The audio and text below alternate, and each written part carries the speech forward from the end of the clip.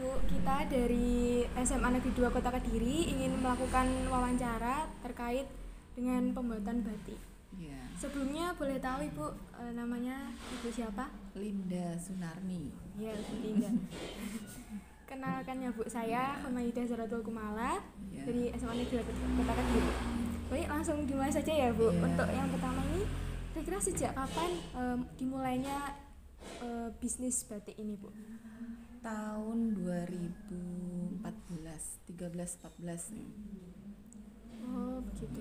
Jadi sudah lumayan lama ya Bu? Iya. Terus kira-kira apa yang membuat Ibu yakin untuk menjalankan industri batik ini Bu? Dulu hanya sekedar pengen tahu.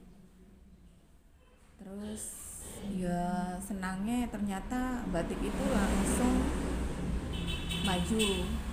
Kan di Indonesia kan diwajibkan untuk batik kan jadi budaya Indonesia Iya, ya. iya.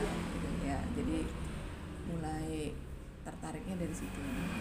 Jadi awalnya kayak tertarik aja gitu Bu, Tertarik. soalnya batik jadi ikonnya Indonesia gitu ya Bu. Indonesia. Oh iya, baik-baik. Untuk selanjutnya, kira-kira adakah konsep dari batiknya ini kayak coraknya dari apa gitu Bu, inspirasinya?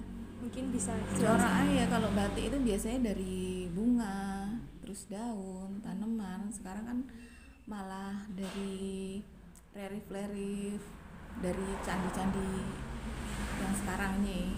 Jadi Kediri itu punya ikon-ikon baru tuh sekarang. Oh iya Bu. Kira-kira ini jenisnya apa aja Bu? Apakah dalam satu jenis atau ada beberapa jenis gitu Bu? Kadang konsepnya satu kain itu ya ada beberapa jenis. Jadi kan ada kalau kain batik ini kan nggak semua harus berupa bunga. Jadi ada relief-relief, candi-candi kan sekarang mulai ikut kan. Jadi kayak misalkan dapat inspirasinya itu dari lingkungan sekitar gitu ya Lingkungan Bu? sekitar. Iya, Ya. iya, baik-baik.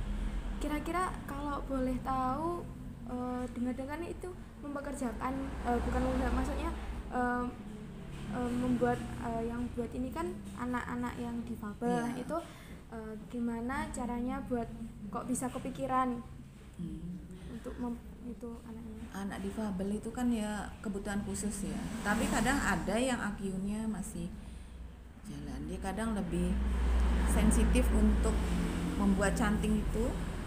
Ada yang lebih sensitif daripada kita.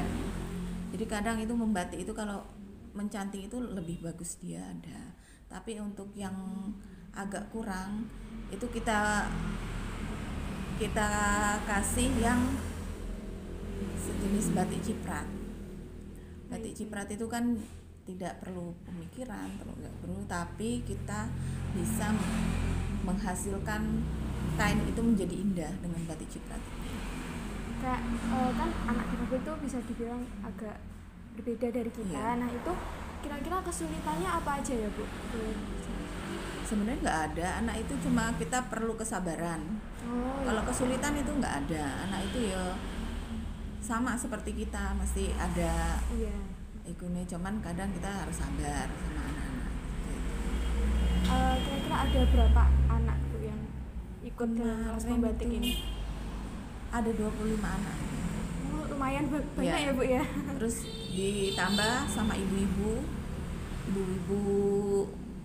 masyarakat sekitar sini. Oh, Situ jadi ada kayak juga. mempekerjakan, Iya. memberikan lapangan pekerjaan untuk Pekerjaan ibu-ibu di ibu-ibu sekitar dan- sini. Iya.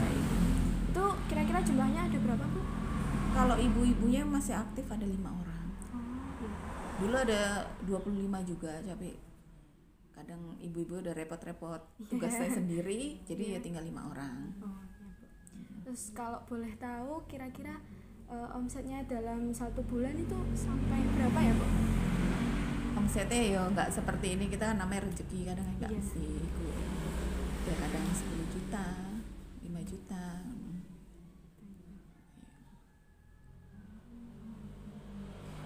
Dan kira-kira kan ini batiknya ada banyak, terus itu pemasarannya kemana saja ya Bu? Pemasarannya kadang ikut pameran, terus kadang kita dapat pemesanan dari guru-guru, dari dinas itu. Oh, yang biasanya kayak dibuat kain seragam guru-guru Ya, gitu Bu? guru-guru. Oh iya. dari dinas. Untuk kira-kira dalam pembuatan batik ini tahapnya bagaimana ya Bu? Tahap pertama itu dari kain putih itu pertama ngeblat. Ngeblat itu menggambar di kain. Setelah itu dicanting. Canting terus kemudian menyolet. Menyolet itu mewarna pada motif. Setelah itu baru pewarnaan dasar. Untuk warnanya iya Bu, silakan. Setelah pewarnaan dasar itu ada namanya menggodok. Menggodok itu melorot malam itu. Setelah itu baru jadi. Nanti bisa juga diproses lagi.